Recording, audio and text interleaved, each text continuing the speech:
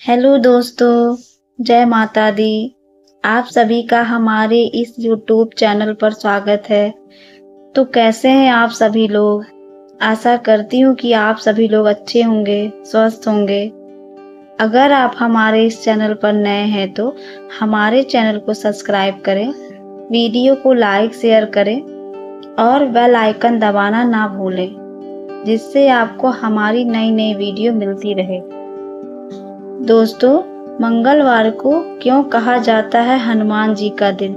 इस दिन व्रत के दौरान इन बातों का हमें विशेष ध्यान रखना चाहिए।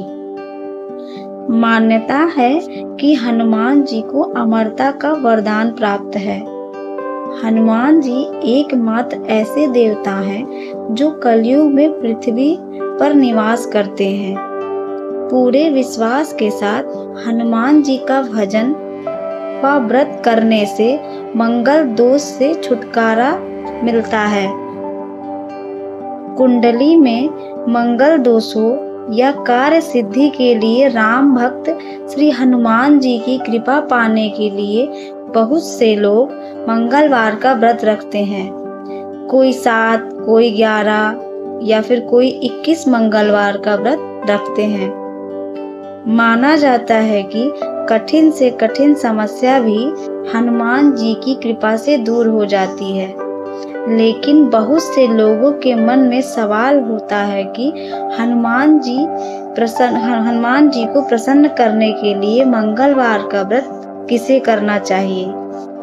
कई संत व कथावाचकों का मानना है कि प्राण प्रतिष्ठा की गई हनुमान जी की मूर्ति को महिलाओं को नहीं छूना चाहिए। ऐसे में सवाल होता है कि क्या महिलाएं मंगलवार का व्रत कर सकती हैं? तो हम आपको बता दें कि मंगलवार का व्रत कोई भी महिला या पुरुष कर सकता है। लेकिन मंगलवार का व्रत शुरू करने से पहले संपर्क के किसी पंडित या हनुमान जी की पूजा विधान जानने वालों से जरूर सलाह ले ले। लेकिन इस व्रत में नियम, संयम और पवित्रता का हमें विशेष ध्यान रखना चाहिए। जो इन नियमों का पालन अंत तक कर सकता है उसी को मंगलवार का व्रत करना चाहिए।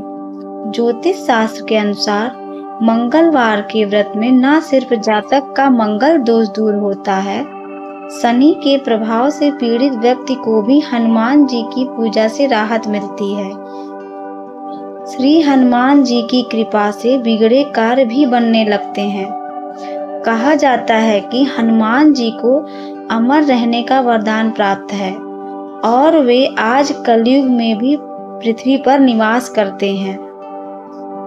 पूरे विश्वास के साथ हनुमान जी का ध्यान करने या पूजा उपासना करने से उनकी कृपा की प्राप्ति की जा सकती है।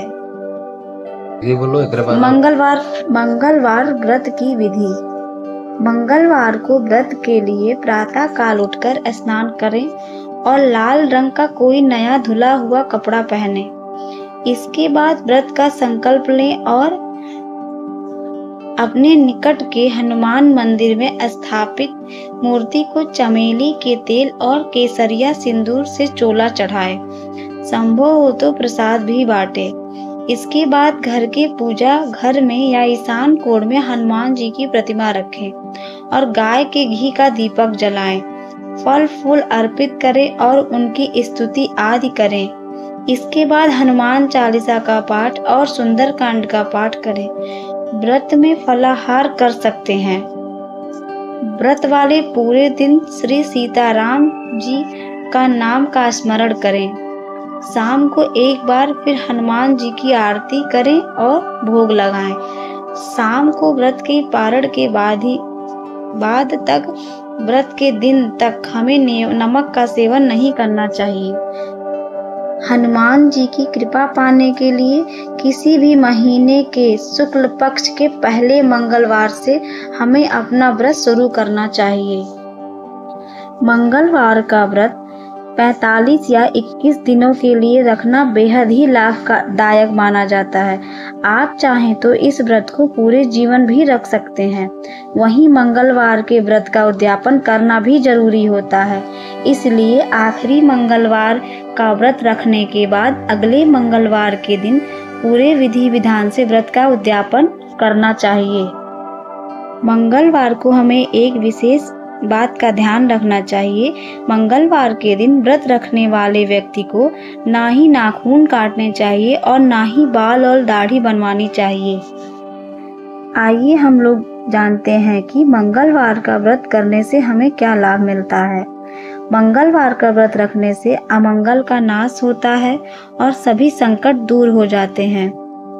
मंगलवार का व्रत करने से मंगल दोष के प्रभाव को कम करने के लिए भी हम मंगलवार का व्रत हमारे लिए बहुत लाभकारी माना जाता है। शनि ग्रह की पीड़ा से मुक्ति के लिए भी मंगलवार का व्रत रखें और हनुमान जी की पूजा करें। इससे शनि की ढैया और 7.5 का भी प्रभाव कम होता है। संतान प्राप्ति और विवाह में आ रही सभी बाधाएं दूर हो जाती हैं मंगलवार का व्रत करने से। रक्त संबंधी परेशानियों से निजात पाने, क्रोध पर काबू पाने, बुरी शक्तियों से मुक्ति पाने और संकटों के नाश के लिए मंगलवार का व्रत को बहुत महत्वपूर्ण माना जाता है।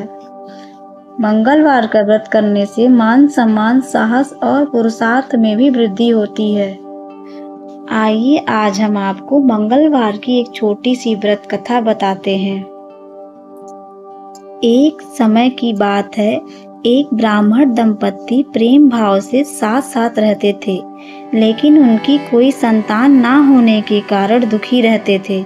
ब्राह्मण हर मंगलवार को वन जाकर फिर हनुमान जी की पूजा करने जाता था और संतान की कामना करता था।